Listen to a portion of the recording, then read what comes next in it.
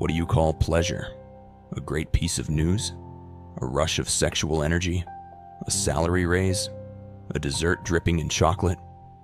But when we finally get what we long for, why does that satisfaction fade so quickly? And then, a familiar thought arises. I want more.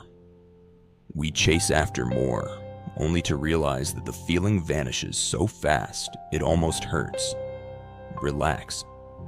Today, you'll learn how to enjoy pleasure without falling into the trap of dissatisfaction. Because let's be honest, who hasn't wanted to indulge in hedonism without the consequences of excess? Breathe, relax, and open your mind. Today is a good day to wake up. Plato, one of history's most influential philosophers, reflected on pleasure centuries ago. To him, it was a shadow, an imperfect copy of true fulfillment. He believed that what we truly seek is not pleasure itself, but the deeper sense of wholeness that comes from knowledge and connection with our higher self. Today, psychology supports this idea with the concept of the hedonic treadmill, which describes how, no matter how much our circumstances improve, our happiness always tends to return to a baseline. We achieve something we deeply desire. We feel a temporary high, but soon, a new craving appears. A relationship, a new phone, another promotion. Nothing seems to be enough for long. Pay attention. A big part of this cycle is rooted in brain chemistry. Dopamine, the neurotransmitter linked to pleasure and reward, is released when we anticipate something desirable, creating excitement and anticipation. But once we obtain what we want, dopamine levels drop drastically, leaving us with a sense of emptiness. It's as if our brains are wired to always want more. And isn't it interesting that we live in a society that exploits this mechanism? Social media, advertising, consumer culture, all constantly tell us, buy this and you'll be happy. Achieve that and your life will be perfect. But is it ever really true? The philosopher Jean Baudrillard spoke about a world of simulacra, images and promises that seem real but are ultimately empty. Capitalism has turned pleasure into a product, selling us the illusion that happiness lies in the next phone, the next vacation, the next pair of shoes. But the goal is not to satisfy desire. It's to create an endless demand for more. Psychologist Sonia Lyubomirsky, an expert in happiness, explains this with the concept of hedonic adaptation. Humans quickly get used to any change, whether positive or negative. For example, a promotion at work may make us happy for a while, but soon we adjust to it and want something more. Friedrich Nietzsche criticized this obsession with fleeting pleasures. To him, those who fell into this cycle were morally weak. Instead of chasing momentary comforts, true strength lies in finding meaning in struggle and suffering. If pleasure is an illusion, how do we escape this cycle? This is where Viktor Frankl, psychologist and Holocaust survivor, comes in. Frankl developed logotherapy, a theory that states that the meaning of life is not found in the pursuit of pleasure or the avoidance of suffering, but in discovering a purpose. According to him, even in the worst circumstances, those who have a why to live for can endure almost any how. This contrasts sharply with the endless pursuit of pleasure, which often leaves us empty. Frankl believed that pleasure should not be the ultimate goal, but rather a natural byproduct of living with purpose. Aristotle had a similar perspective with his concept of eudaimonia, often translated as happiness or human flourishing.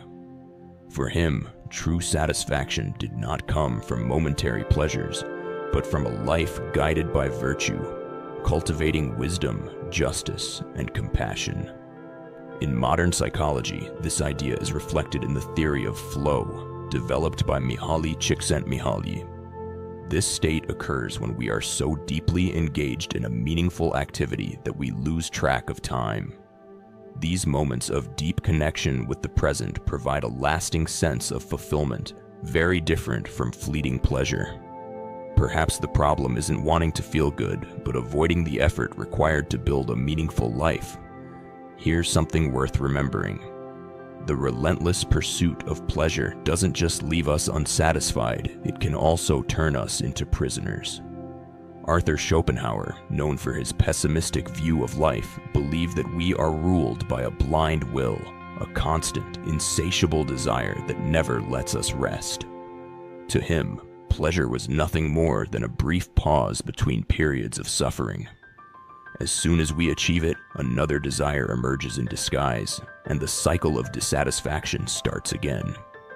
According to Schopenhauer, the only escape is through spiritual elevation, contemplation, art, and renouncing desire.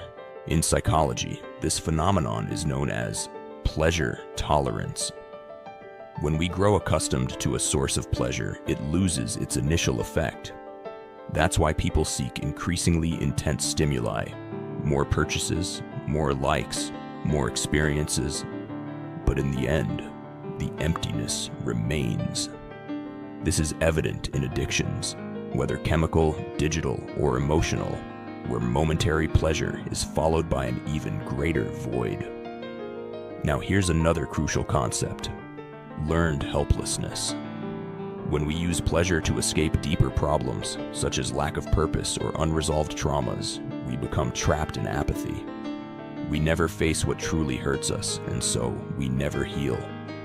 But what if, instead of running from discomfort, we learned to listen to it? We often avoid suffering because it forces us to confront uncomfortable truths. But philosophers like Søren Kierkegaard believed that it is in anguish where we find our true essence. To him, anxiety was not an enemy, but a sign that we stand before the freedom to choose our path. Psychology also recognizes the transformative power of discomfort. Therapies like cognitive behavioral therapy teach us that facing our emotions and negative thoughts rather than suppressing them is key to healing and growth. Nietzsche summed it up with a powerful phrase: "He who has a why to live can bear almost any how." When we transform suffering into learning, it stops being an enemy and becomes a tool for personal growth. This search for meaning also requires the courage to abandon illusions. When we stop chasing fleeting pleasures, we create space for something more solid. Perhaps the answer is not in seeking happiness as a final destination, but in learning to enjoy the process. Eastern philosophy invites us to practice mindfulness, to live in the present without clinging to future expectations. Psychologist Susan David notes that our ability to deal with difficult emotions without repressing or running from them is one of the strongest indicators of long-term well-being. Moreover, true fulfillment is often found in contributing to others. Studies in positive psychology show that those who dedicate their time to helping others often experience a greater sense of meaning. Pleasure is an illusion that traps us in a cycle of endless desires, but meaning and fulfillment are always within reach.